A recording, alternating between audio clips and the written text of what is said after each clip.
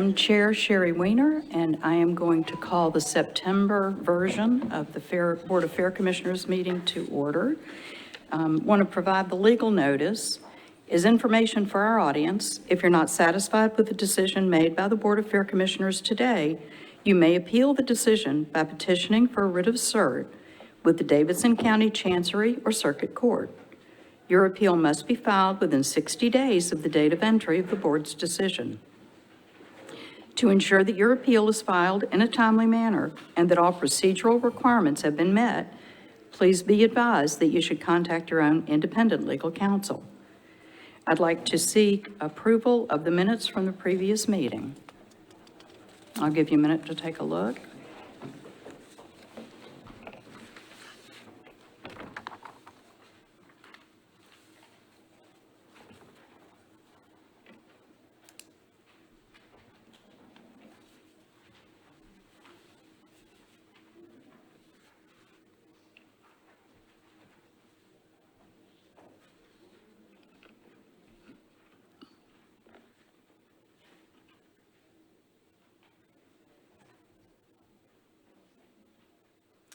Is there a motion for approval of the minutes as written?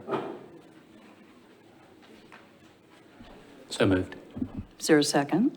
Second. All in favor? And we'll do this by roll call vote. Commissioner Hartley? Aye. Commissioner Owens? Aye. Commissioner Avila? Aye. And I am an aye as well, so the motion passes. We will now move to public comment time, and we do have some folks in the queue, and I will just call you up in order of how you've signed up. So just to share the way this rolls is you have 2 minutes to speak and no more, and we have Christy who will be checking the time, and we will first call up Deborah Dorsey. Chairperson Weiner, point of personal privilege while we wait. I just wanted to apologize for being late to everyone in the audience. This is a very important meeting. I had some traffic problems on the way, so I want to apologize to all of you and also to the commissioners and the staff. Thank you, but we know we live in Nashville. Floor is yours. The Nashville Exotic Pet Club, after 20 years holding events at the Fairgrounds, had our dates for our October Expo pulled in an email just 45 days before our show. We were told a multi-day event took priority over us because we had not signed our contract, which, by the way, was never offered to us, even though our dates have been on the fair calendar for the last 5 years. We know of 3 other long-term vendors that also had this same treatment of having their dates bumped.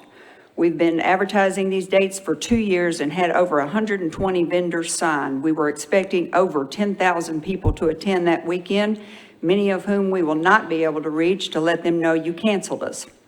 Alternative dates were offered that would not work for any way for us. We repeatedly stated in many saved emails we could not move our show and needed to keep our original dates. Since this, we have requested many in-person meetings with Ms. Womack and Ms. Miller. They both finally agreed to meet on 9/6. Ms. Miller then later texted she had car trouble to please just deal directly with Ms. Womack. In my last message, we set the time between 11 and 1 and that I hope to audio record our meeting to have an accurate accounting for our club members, which I have to report back to. The communication stopped. No response to texts, emails, voicemails since September 5th. Ms. Harris wrote that Ms. Womack had not even come in that day, 9/6, when we had agreed to meet, and she knew nothing about the meeting. These are just a few of the questions we have. Why did 4 long-term scheduled public events have their contracts withheld and then bumped for a private event taking our scheduled dates? Why was an email I sent on July 22nd verifying dates not answered till August 10th with no mention of possible problems then? Why were we not involved in the decision process to see if we could even move our dates? Why have you not met with me that I have to come to a board meeting to even see you?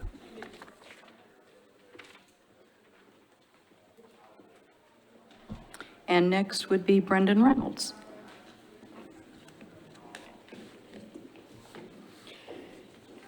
I am Brendan, reptile guy and president of the Nashville Exotic Pet Club. We are a nonprofit club founded 40 years ago. All of the people that work this twice-a-year event are volunteers. None of us get paid. The fairground buildings were built to provide the community with cost-effective, high-value meeting and event space, as stated on your own website. It also says our experienced staff provides professional assistance in planning every event detail. Apparently, this does not go to offering contracts. A couple 20-year clients were not offered contracts. We've held 35 plus events here at the fairgrounds. This has been on your fairgrounds calendar for over 4 years and is canceled 45 days before the event. That's unacceptable. How does this happen? How can you, the board, make sure this does not happen again to us or other events? Will we be offered contract for the rest of our scheduled dates that were given to the fairgrounds and put on the calendar 5 years ago and have been advertising for? So we are here at the board meeting to get answers.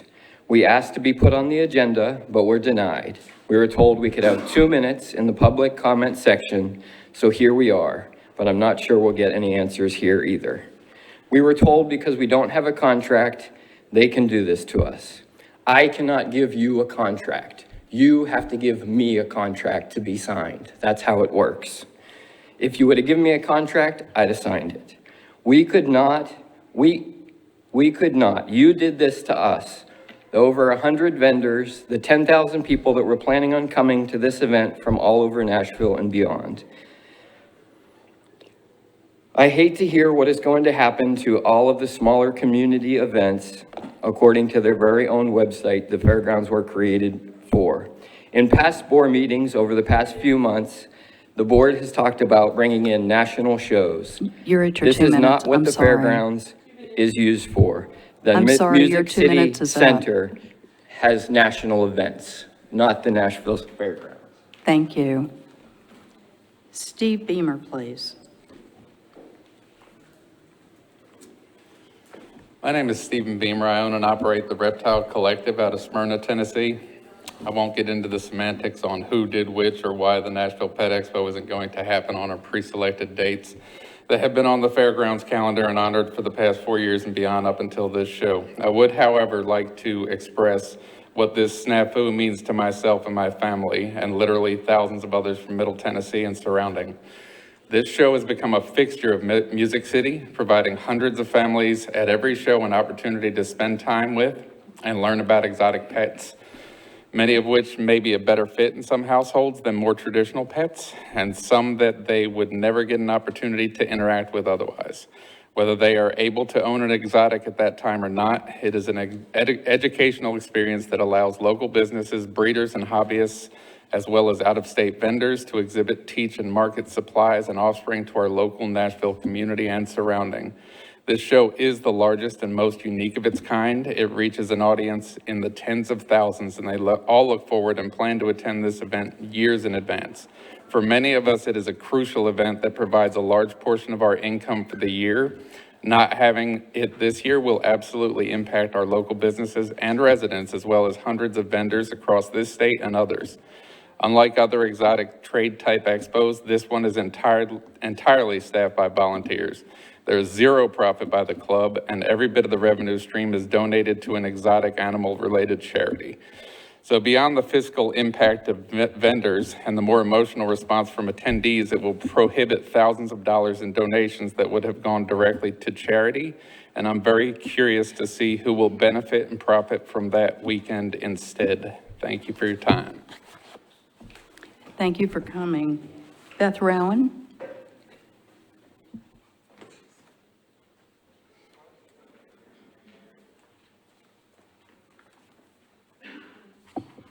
Hi, my name is Beth Rowan. I'm a member of the Nashville Exotic Pet Club and an exotic pet owner. I'm appalled at the happenings that have occurred to lead to the cancellation of our show. The Exotic Pet Expo, the Nashville Exotic Pet Expo, has had a long relationship with the fairgrounds. You'd think we would be treated as a long-term customer, a valued customer, and instead, we were expected to simply move the dates of our expo. We have vendors and attendees normally that come not just from the Nashville area, but from all across Tennessee and from states surrounding Tennessee, some even further than that. We've had someone from as far as Arizona be here. We have the vendors have purchased goods and supplies and preparing to vend at the expo. They've spent money. They spent money on travel. They've made reservations. Much of that they can't recoup now. They've already scheduled to go to other shows. We can't reschedule. And I find this I find this terrible. I find this horrible that we were treated this way. And as a result of the cancellation of this event, many of these small businesses are going to lose money. So much for Nashville promoting small businesses. Bad move. Additionally, exotic pet owners in the area, much of the time, get their supplies at this expo. Some of us cannot buy the foods we feed our animals from the big box pet stores or even some of the other pet stores in the area. Either they don't have the brands that we use or they don't have the volumes that we need. So Amazon gets that money now. And we also have a strong educational component to our expo. People get to actually see the animals. They get to talk with people who raise and own these animals. They learn how to care for the animals. They also hear all the stories about why they don't necessarily need an exotic pet. It's not just about selling things. It's about letting people know what it takes to care for these animals and help them decide whether they really need one or not. Thank you. Thank you. And Ms. E. Jones.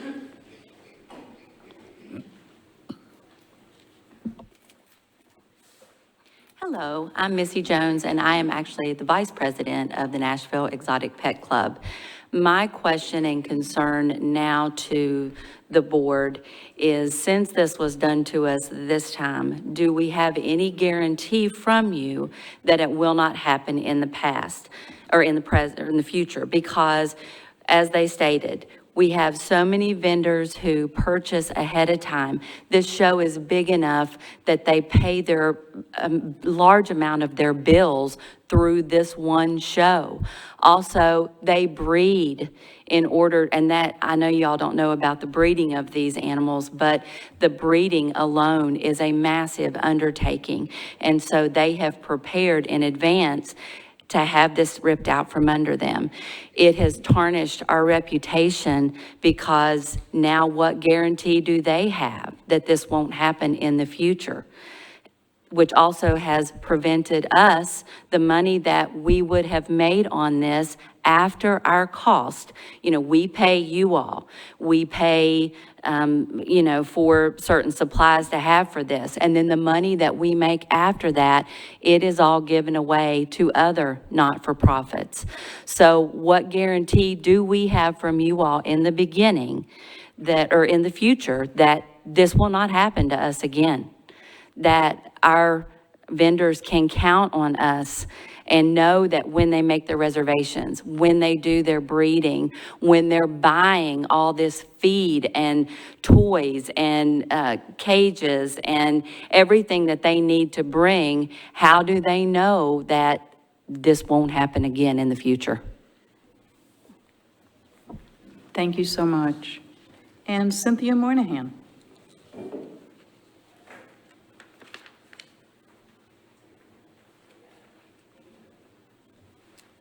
I just wanted to say thank you for the opportunity to be here today, and I wanted to thank Sherry. I have been corresponding with you by email. We are asking questions as it relates to the racetrack and things of that nature, especially with our Woodland and Waverly community. We have very specific questions as it relates to the Noise Pollution Act of 1972, the EPA situation as it relates with NASCAR, and the parking situation in general, not just for racetrack, but in general. The last being that paying attention to noise, a lot of people are not aware of the decibels. They think that a decibel ratio is kind of like small increments. And so we were talking whenever we went to the past meetings and they showed where they had done the research on the noise ratio for the racetrack here and the changes that are underway. They were talking about a single car. And in NASCAR, it's unlike like Formula One racing where you have cars spread out. NASCAR is all racing together. One car they rated at 90 dBs. But whenever they did Bristol's study, it's 140 dBs. 140 dBs for the entire race. Whenever you look at decibels, if you go from 80 to 90, you think you're going up 10. You're actually going up by 100. If you go from 80 to 1,000 or to 80 to 100, you're actually going up by 1,000 because it goes up exponentially. So Sherry, again, I want to thank you because we are presenting these questions. We have emailed and we're keeping in touch. And I just wanted to make sure that we're keeping an analysis on that and keeping that in the equation with everything that's related to the racetrack side of things with everything and all the planning. So thank you. Thank you for coming. Okay, we are now going to move on to monthly reports. And Satrice, financial update, please. Hello, the financial information presented today is preliminary, and all of the revenue and expenses for August 2022 may not have been recorded to the ledgers as of September 12th, 2022, when this report was created. The preliminary actuals through August 2022 are as follows. Revenue is approximately $391,078. Expenditures are around $586,070, resulting in a net loss of approximately $194,992. Depreciation expense is $113,546. So the total net loss is roughly $308,538. Below you will find an itemized list of our revenue and expenses. Our top 3 revenue sources are corporate sales events, flea market, and the racetrack. Corporate sales events is around $307,016, which represents 79% of our total revenue. Flea market is roughly $58,000, which is 15%. Racetrack is $20,400, which is 5% of our total revenue. Our top 3 expenses are payroll, purchase services, and supplies. Payroll expense is approximately $228,987, which is 39% of our total expenses. Purchase services expense is $132,359, which represents 23%. Supplies expense is $89,800, which is 15% of our total expenses. For the month of September, our projected revenue is approximately $554,950. We anticipate collecting 93% of that revenue from the divisional fair. On our Asian report, we have $22,488,000 in outstanding invoices. All the promoters have been contacted and invoiced, so we anticipate receipt of payment soon. This concludes the financial report. Are there any questions? Any questions from any of the commissioners? What goes into the corporate sales events line item? What are the sort of the big pieces of that? Event space, concessions, parking, and equipment. What I meant was, do you know what the largest events for this period of reporting are or were? Which was the largest events for this? I can get you that information. I don't have that in front of me, but I can get that to you. That's fine. I'm just curious. Thank you. Any other questions from the commissioners? Okay, we'll move on to events update. Mr. Gobble? Oh, never mind. You're not events. Scott?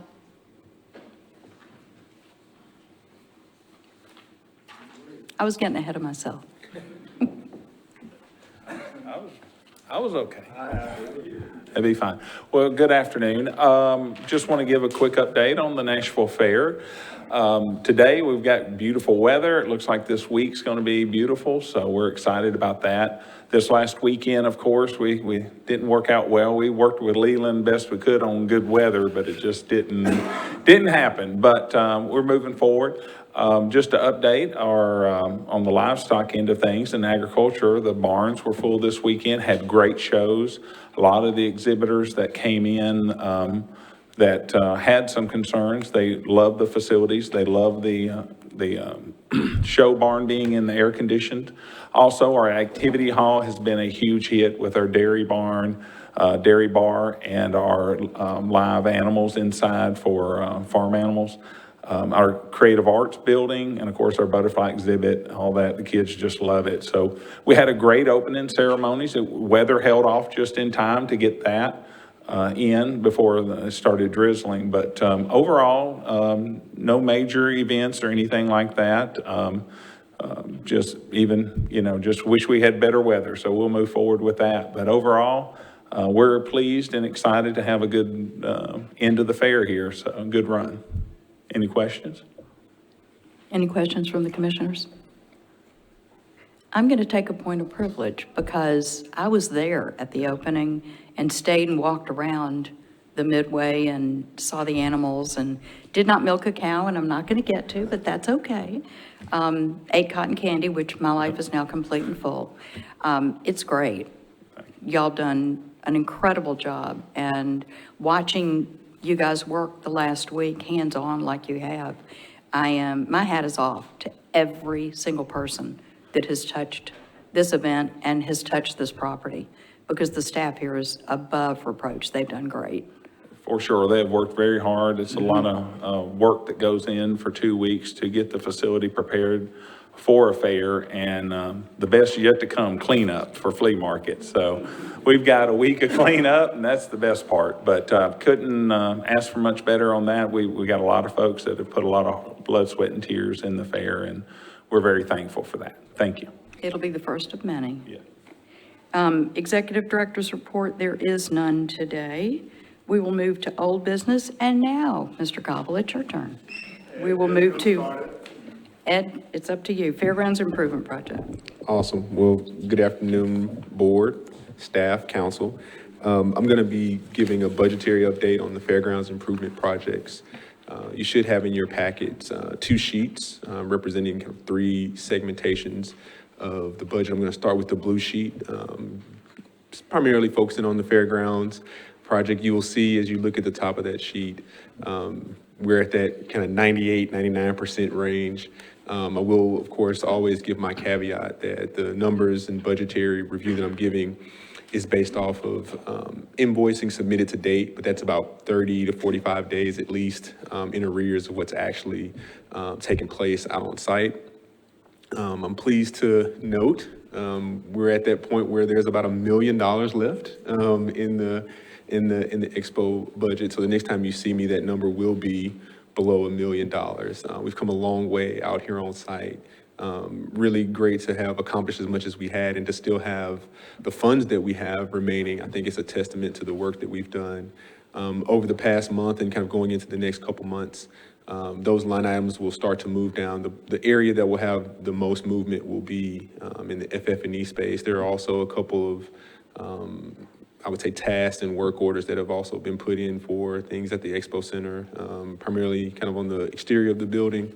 And then you'll see kind of going below the Fairgrounds Improvements Expo section. Other sections on that blue sheet, there's been no movement essentially in those areas since our last report, but did just want to highlight that we're at that point where there's 7 digits that are sitting there on that line item in terms of remaining, and next time you see me, it'll be less than that. So a milestone moment for the project for sure. If there aren't any questions about the blue sheet, I'll go to the green sheet, which is Fair Park, both Phase 1 and Phase 2. As in previous updates, the funds allocated in Fair Park Phase 1, no movement there. I did do a little bit of cleanup on the budget. There was several $100 that were just sitting in the line item for design. Those dollars are just now all in that contingency line item. So you'll just see that one line item there, but there's been no change in the total budget remaining there. And then Fair Park Phase 2, we have had some billing in the design and project management line items. We have only received that one invoice regarding construction. So that's the same and unchanged from the last presentation. But design and project management are moving forward as we've been continuing design work in coordination with other departments within the city. Thank you. Are there any questions? Just one question for you. I see Fair Park Phase 2 sitting at this 3% of expenditure. One thing that could help me being a new member of the board, and I don't know if this should go to you guys or to Director Womack, I'd love your opinion, Chairperson Weiner, but I'd love to see a timeline before our next meeting to get us from, and maybe you have it right there with you, but just see a timeline, because I think we need to see some movement on Fair Park Phase 2. It's an important part for the community, so I'd love you guys to speak about that. Absolutely. Yep. Yeah, I think Fair Park Phase 2 and Infrastructure Part 2 are two funded projects. To clarify, as Ed pointed out, there's been some charges that appear to be construction on that. Really, that's construction estimating. We're all dealing with unprecedented inflation in the construction industry. And so we've been asking the contractor to estimate various components of that. We've been working with NDOT to see what components of that they could take care of and handle. The bottom line of it is that we're still in a process of packaging those, developing those two packages, and working with the mayor's office maybe about the potential for additional funding and additional needs that may be out there. So that's still in that evaluation process. It's not that no work is going on. Quite a bit of work is going on in the estimating and design side just to try to get those things balanced out. But we've had about 30 to 40% inflation over the last 2 years and just construction cost. So we understand the need. We understand that needs to get started. There are funds available, but that's the evaluation process on that. Follow-up question. Thank you. Thank you for that. It's very helpful. Do we have a timeline for when we will see the evaluation process or part of the process complete? I think and the chairman might be able to speak more to that. There's a lot of talk with the council and the mayor's office, and that's kind of where that stands. There's got to be some approvals of some of that would have to go through councilmatic approval, along with other things that are going on in the city. Let me just share supplemental appropriations to help bridge the gap, have certain timelines in the council. And so we have to adhere to some of that, and we can get more information for the commission to understand a little bit more about what that process looks like. So I'll get with Mr. Eagles and get that. I think, I mean, we're part of a lot of bigger issues or other issues, not necessarily bigger issues, none more important, but we're part of other considerations that's going on inside the city, so we're trying to take care of that.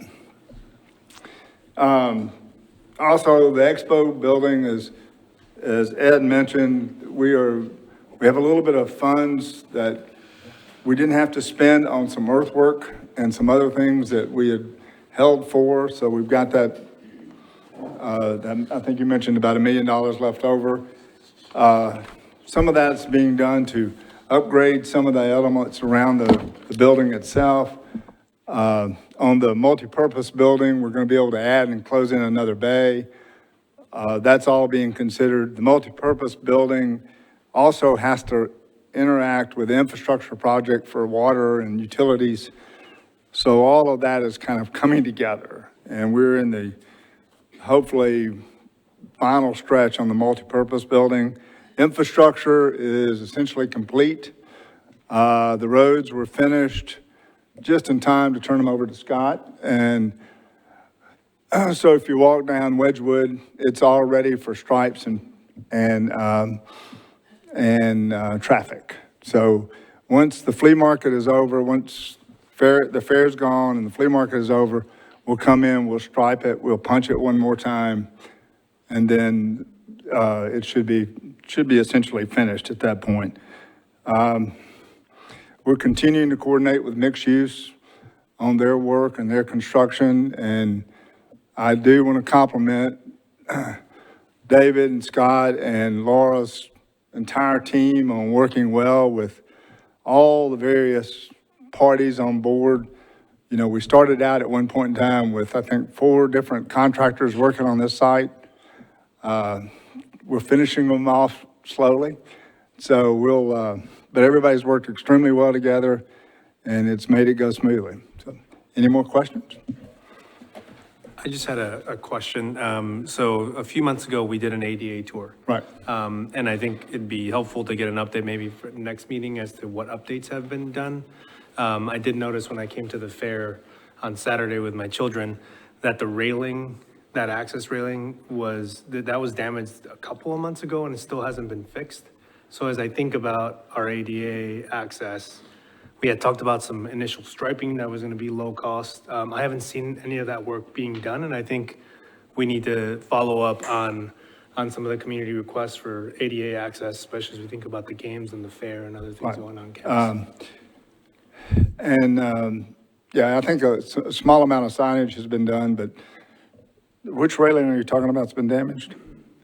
So when you're coming in from Nolensville, the only real staircase to get up to that, someone must have backed up into it, but it's been broken and one is completely unsafe. And so we just need to fix it or actually block that off. But it's the right railing as you go up that first set of steps. Right there by the office? Yeah. Yeah, okay, we'll check into that. And but the ADA, as you recall when we had that tour, a lot of the ADA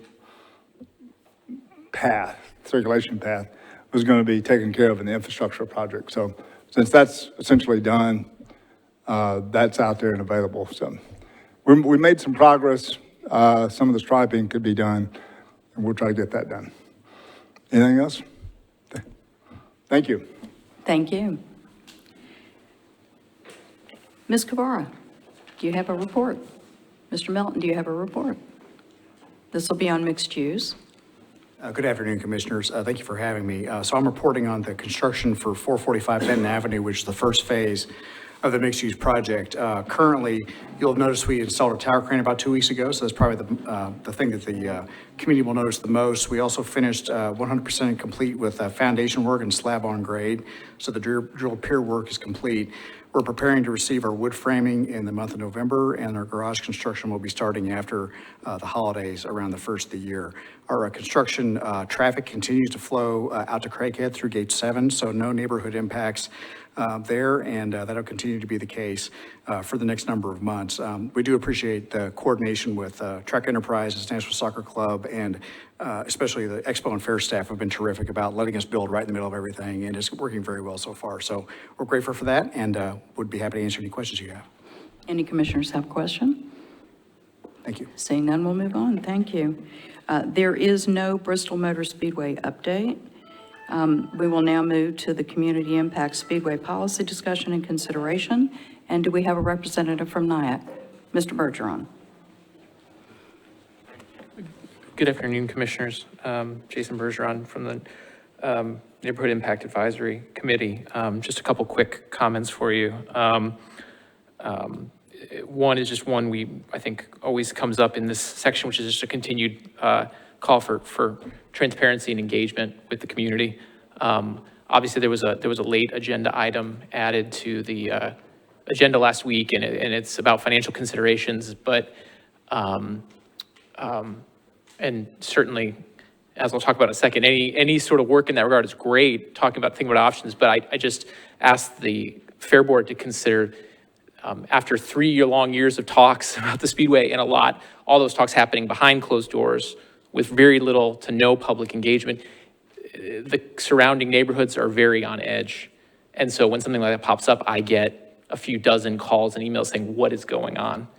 And so it's not about the act, but just understanding the atmosphere. And so just the continued urging you all to consider engaging with the public on these issues, because it's helpful, and I think it can kind of address that situation that is going on after such a long time where so many people don't know what's going on.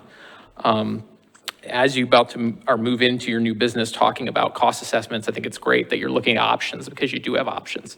But I would just also ask you to consider that cost considerations, one way or the other, do have a big community impact.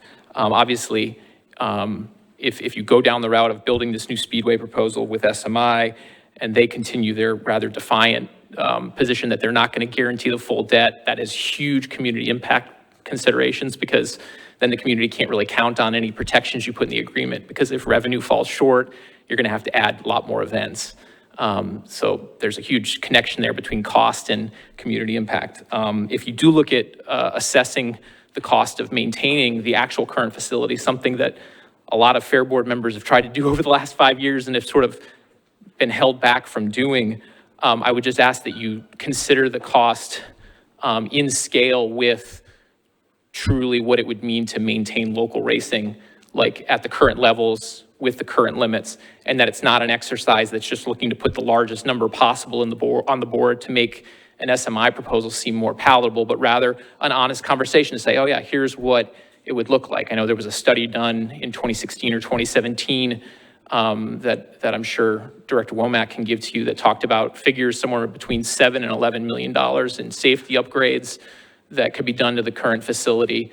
And so as you go down that path, I would just ask that you consider this keeping it within scale of the current limits that have been established if you go down that path, because those current limits work really well. I think they're at a really good place, and the community is really pleased with the place we've gotten to under the last couple contracts with an operator who's been very responsive and responsible.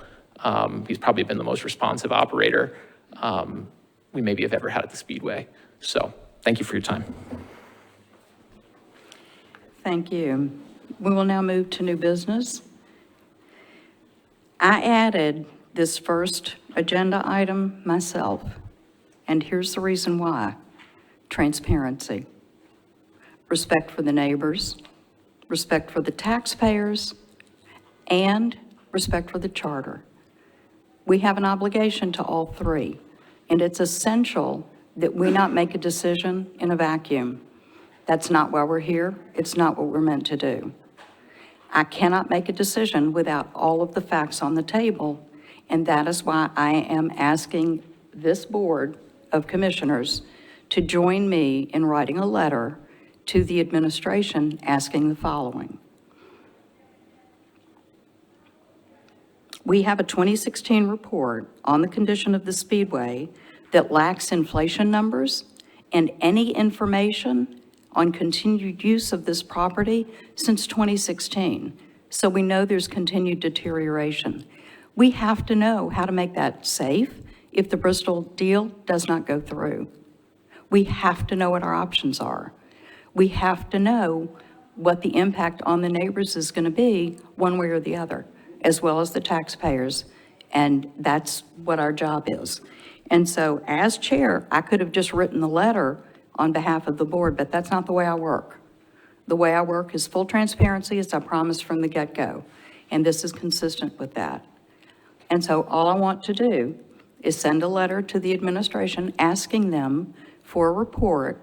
They can base it on 2016's report that we have, but take into consideration the increase in use over the last 6 years and the effects of inflation. And I would just ask for a motion to that effect. And I need the motion before we can discuss it. I'll take the motion as stated. Any second. I'll second. Now we can open the floor for discussion.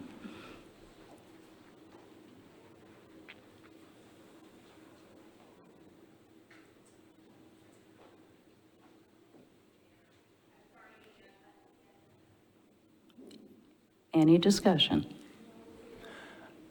Commissioner Weiner, I'm just taking a moment just to consider the options. I really appreciate, number one, the move for increasing the optionality here. I think looking at it as a zero sum, one way or the other option is really limiting and doing a disservice to the quality of the facility that we have and could have here. So I think creating additional options by gathering additional data makes sense. I'm just processing the specifics of the request right now and thinking about that, but I think the general thrust of having our administration help arm us with data is a good move.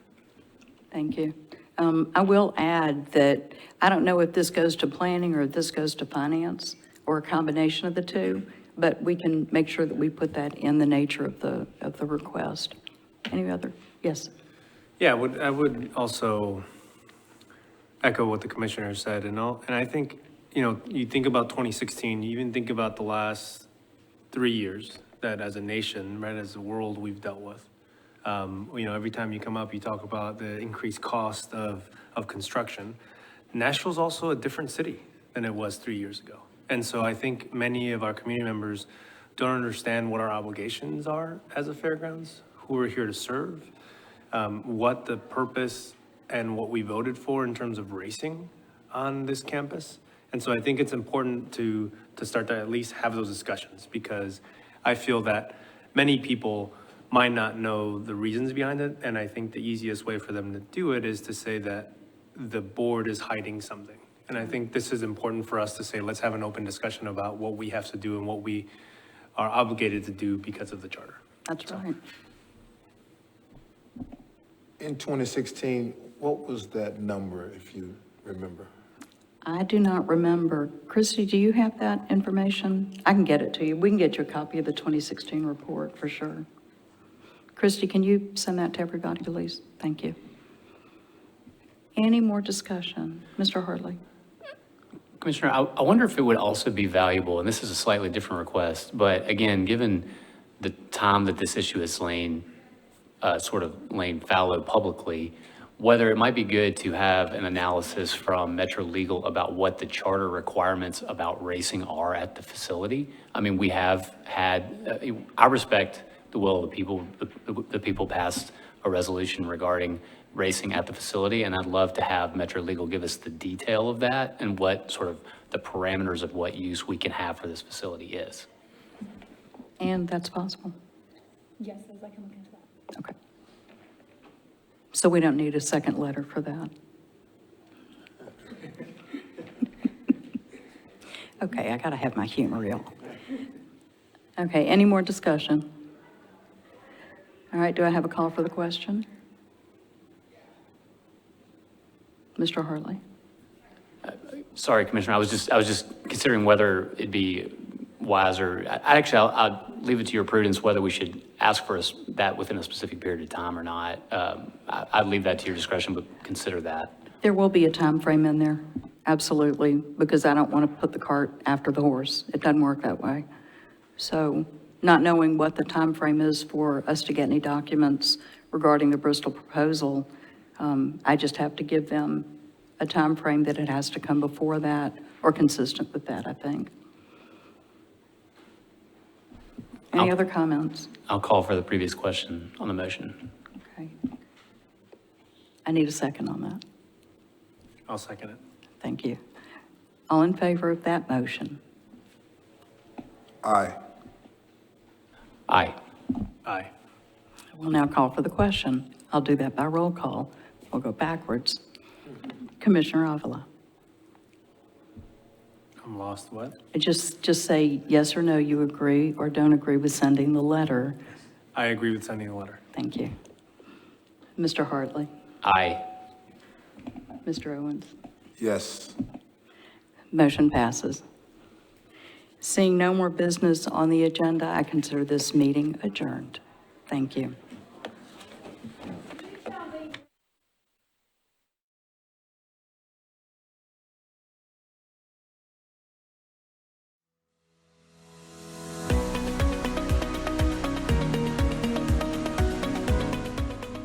This has been a service of the Metro Nashville Network.